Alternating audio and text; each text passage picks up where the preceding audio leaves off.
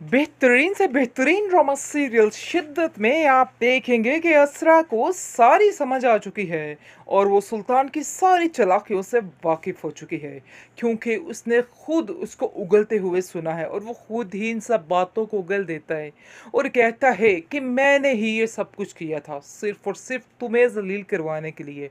और देखो, मैं अपने मिशन में कामयाब हो गया।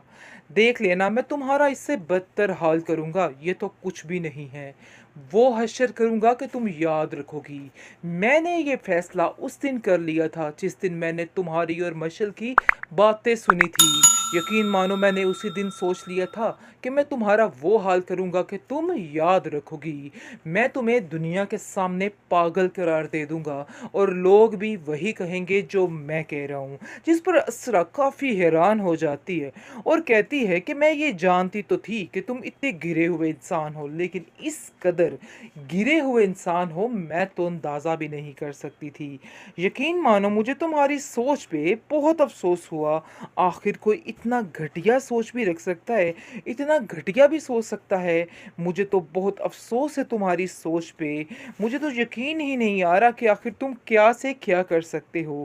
काश मैं फरीज़े की बात मान जाती, लेकिन मैंने उस बात को जुटला दिया और कहा कि नहीं, ये लड़की गलत बोल रही है, मुझे किसी की कोई बात नहीं सुननी। काश मैं मशल की बातें मान जाती, क्योंकि वो भी मुझे समझाती रही कि तुमसे थोड़ा बच के रहूं, लेकिन मैंने उसकी बात को भी नहीं सुना। हमेशा टाल मटोल की और तुम्हें ही ज़्यादा तरजीह दी। काश ये सब कुछ ना होता तो आज कुछ फैसला बेहतर होता। मुझे तो अफसोस हो रहा है सुल्तान तुम्हारी सोच पे। आज तुम्हारे लिए मेरे दिल में कोई इज्जत वाली बात नहीं है। यकीन मानो कि मैं अब एक पल भी इधर नहीं रहूंगी। तुम्हारे साथ रहना दूर की बात है, देखना भी पसंद मेरी नहीं बीवी करूँ। कम अकल है और इसने अपनी कम अकली में ये सारी बातें की है। परेशान मत होना इसको लेकर, क्योंकि ये लड़की है ही इसी तरह की। आपको बिल्कुल भी परेशान होने की ज़रूरत नहीं है। मैं इसको अच्छे तरीके से हैंडल कर लूँगा। आप बिल्कुल फ़िक्र मत करें, बल्कि हमें माफ़ कर दें। जिस पर आप देखेंगे उसका शोहर कहता है कि माफ़ी तलाफ़ी वाली बातें सारी ख़त्म हो चुकी हैं। हम आपसे कोई माफ़ी नहीं चाहते और ना ही आप लोगों से कोई तल्लुक वास्ता रखना चाहते हैं। बहुत ज़्यादा सुल्तान अंदर ही अंदर खुश है, क्योंकि सुल्तान ने बड़ी ही चालाकियाँ की हैं, बड़ी ही बेईमानियाँ की हैं इस बेचारी इसरा के साथ।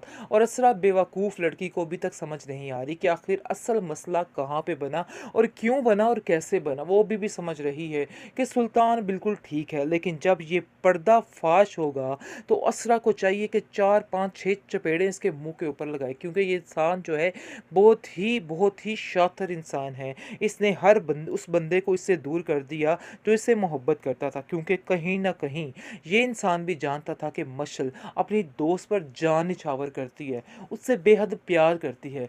लेकिन इस चीज़ का बदला लेने के लिए उसने ये सारी हरकतें की, ये सारी गेम रचाई।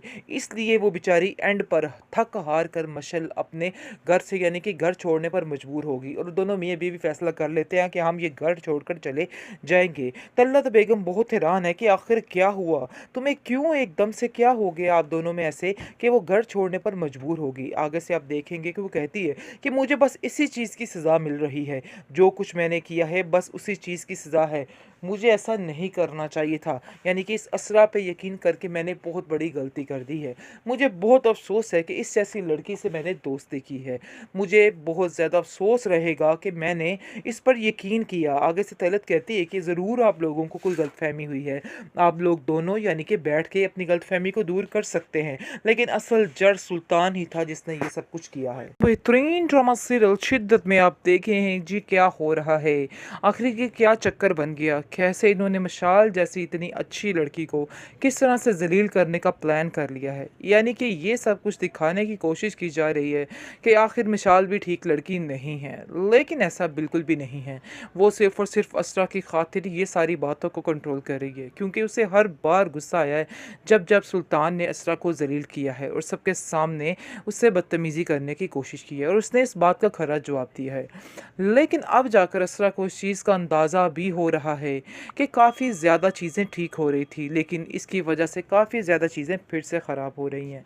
क्योंकि उसको बिल्कुल ही वक़्त नहीं मिलता है और इतनी वो मसरूफ़ हो चुकी है मशल में, दिन-रात वो उसको इसके साथ ही रहती है, जिसकी वजह से वो काफ़ी परेशान हो चुकी है और ये चीज़ वो सोच रही है कि काफ़ी ज़्यादा दूर करेगी उसको सुल्तान से। इस बात की टेंशन ने भी इसको काफ़ी परेशान किया है। इसको और कुछ नहीं सूझता तो वो जाती है अपनी माँ के घर और वहाँ जाकर कहती है अपनी भाभी से कि भाभी मुझे ऐसा लग रहा है कि जैसे इसकी वजह से भी काफ़ी ज़्यादा मसले क्रिएट हो रहे हैं और काफ़ी ज़्यादा हमारे घर में यानी कि तंग हो रहे हैं। मुझे मेरी सास ने भी कहा है, क्योंकि तलत भी इसको समझाती है कि बेटा अपने घर को बचाने के लिए थोड़ा-सा सुल्तान पे ध्यान देना होगा, क्योंकि उसे अक्सर इस बात की शिकायत रहती है कि तुम उस पर ध्यान नहीं देती हो।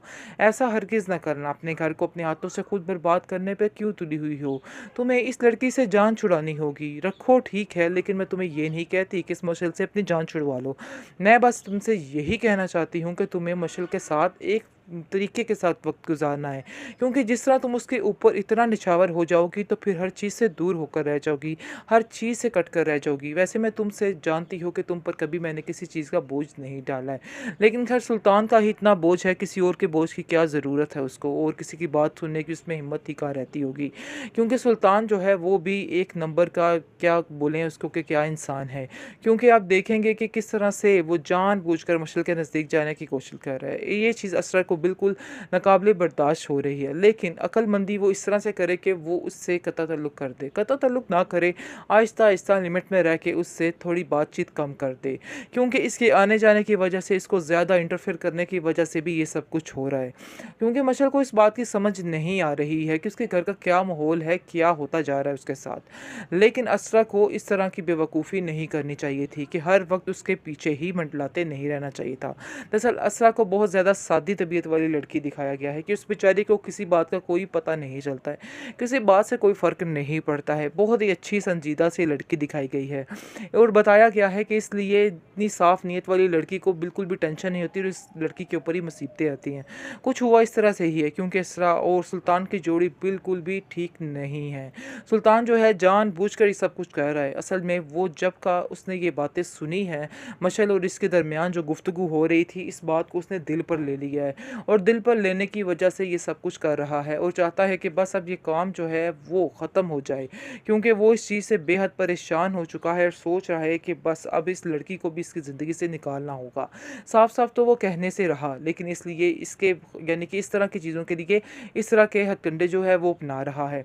और आप देखेंगे किस तरह कहती है कि अगर आपको मसला है मशल से तो मैं उसको छोड़ देती हूँ, उससे बिल्कुल बातचीत नहीं करूँगी। लेकिन वो कहता है कि मैंने तुम्हें कब कहा, बल्कि मैं तो तुम्हें ये कहना चाहता था कि उसके साथ बातचीत ज़्यादा बढ़ाओ। क्योंकि अगर तुम मुझसे ऐसी हो जाओगी फिर हो सकता है तुम्हारे अंदर भी कोई खूबी, कोई तब्दीली आ जाए। लेकिन मुझे नहीं लगता कि तुम्हारे अंदर कोई भी खूबी, कोई तब्दीली आ सकती है। तुम जैसी हो वैसी ही रहने वाली हो। असरा इन सब चीज़ों को सुनकर और ज़्यादा बेचैन और ज़्यादा परेशान होने लग जाती है कि आखिर मैं जो मर्ज़ी कर लूँ, इधर कोई किसी की यानी कि कोई नेकी नहीं है मेरी। मुझे ऐसे ही ज़लील किया जा रहा है।